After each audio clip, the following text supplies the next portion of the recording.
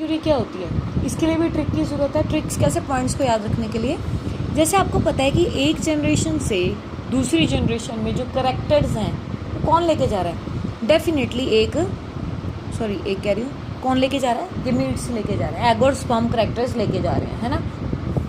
तो जो गेमीट्स हैं वो दो जनरेशन के बीच में किस चीज़ का काम कर रहे हैं, एक ब्रिज का काम कर रहे हैं, समझ रहे हैं कि नहीं, किस चीज़ का काम कर रहे हैं, ब्रिज का। ठीक है, तो पहला पॉइंट यही है, gametes act as a bridge between two generation. ठीक है, मतलब वो करेक्टर्स को लेके जाते हैं, हम डिस्कस करेंगे, सारे पॉइंट्स रीड करेंगे। दूसरा पॉइंट, इसका मतलब सारी इन्फॉर्मेशन किसके पास है, गेमीट्स के पास है। गेमीट्स के अंदर क्या होता है, न्यूक्लियस, इसका मतलब सारी इन्फॉर्मेशन किस में है, न्यूक्लियस में है। न्यूक्लियस में क्या होता है, क्रोमोसोम, इसका मतलब सारी इन्फॉर्मेशन किस में है, क्रोमोसोम्स में है।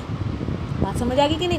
क्रोमोसोम्स के बारे में फिर हम तीसरी बात क्रोमोसोम्स की लिख देंगे, फिर क्रोमोसोम की और क्या लिखेंगे, क्रोमोसोम का नंबर फिक्स होता है और ये अपना नंबर मेंटेन भी कर लेते हैं। जी, और ये अपना नंबर मेंटेन भी कर लेते हैं जब जाइगोट बनता है। ठीक है, और ये अपनी आइडेंटिटी भी लूज नहीं करते, अपनी आइडेंटिटी मेंटेन रखते हैं। जो क्रोमोसोम आँख बनाएगा वो आँख ही बनाएगा, वाई क्रोमोसोम छोटा आता है तो वो छोटा ही होता है साइज में, सबको अपनी आइडेंटिटी को सेम रखते हैं। उसके बाद एक और ट्रिक है ये कि जितने भी मेंडल के लॉ हैं वो लिखने हैं कि क्रोमोसोम्स, क्योंकि यहाँ क्रोमोसोमल थ्योरी है तो क्रोमोसोम की बात हो रही है, कि chromosome law of dominance follow करते हैं, chromosome law of independent assortment follow करते हैं, समझ रहे कि नहीं। और कौन सा, लॉ ऑफ इंडिपेंडेंट असॉर्टमेंट और लॉ ऑफ सेग्रीगेशन, वो फॉलो करते हैं। तो ये ट्रिक्स के साथ आपने फिर क्रोमोसोमल थ्योरी करनी है। तो मैं एक बार आपको सारे इसके पॉइंट्स क्लियर कर देती हूँ।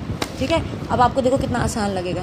पहला point, gametes constitute bridge between one generation and next generation. तो दो जनरेशन के बीच में ब्रिज का काम कौन करता है, गेमीट्स करते हैं। The sperm and egg must carry all the heredity characters traits, इसका मतलब सारी इंफॉर्मेशन किसके पास है, इनके पास है। Is it clear. Next, both the sperm and egg contribute equally, दोनों बराबर बराबर कॉन्ट्रीब्यूट करते हैं। The sperm provide only nucleus, ये तुम्हें पहले सेकंड चैप्टर थर्ड चैप्टर में पढ़ा था कि सिर्फ स्पर्म का सिर्फ हेड न्यूक्लियस काम करता है, टेल वगैरह डीजनरेट हो जाती है। As a heredity character must be carried nuclear material, इसका मतलब हेरिडिटी इन्फॉर्मेशन किसके पास है, सिर्फ न्यूक्लियस के पास है। ठीक है, there is a fusion of sperm and egg nucleus during fertilisation. तीसरी बात, न्यूक्लियस में क्या है, क्रोमोसोम है। The nucleus contain chromosomes, therefore chromosomes must carry the heredity character, इसका मतलब क्रोमोसोम्स के पास सारे कैरेक्टर्स हैं। क्लियर होगी बात। Next point, every chromosome pair have definite role, हर एक क्रोमोसोम का 23 के 23 जो पेयर है, हर एक क्रोमोसोम का अपना अपना रोल है। कोई आँख बना रहा है, कोई जेनेटिक इन्फॉर्मेशन दे रहा है, कोई जेंडर डिसाइड कर रहा है, कोई नाक डिसाइड कर रहा है कैसा होना चाहिए, है ना। लॉस ऑफ कंप्लीट, या तो अगर हल्का सा भी क्रोमोसोम आधा भी गायब हो गया या पूरा क्रोमोसोम गायब हो जाए, it produce structural and functional abnormality, तो आपके बॉडी में वो कोई भी एबनॉर्मैलिटी पैदा हो जाएगी। ठीक है, वो मैं आपको डिजीज़ कराऊंगी जेनेटिक्स में, जैसे डाउन सिंड्रोम है, 21 एक्स्ट्रा आ जाता है ना, इस तरह है।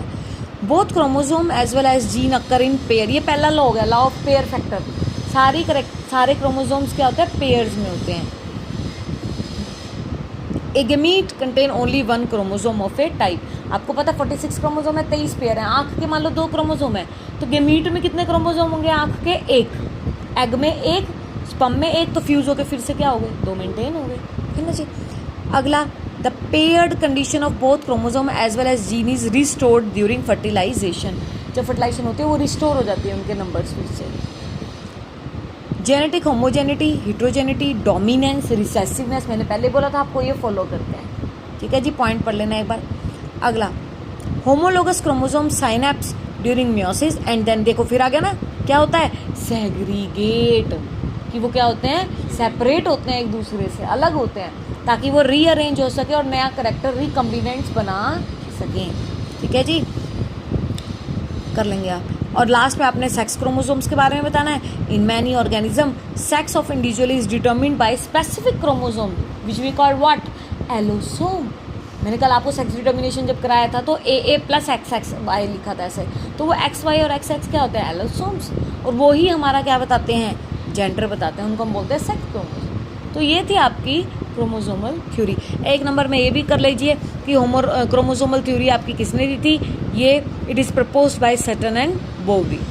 क्लियर। आगे देखो क्या लिखा है, independently in 1902 in 1933 T H. Morgan confirm the findings of Sutton and Boveri. So he was the first to associate a specific gene. मतलब दी किसने थी, सटन एंड बोवेरी ने। ये याद रखना, 1 नंबर में आ जाता है।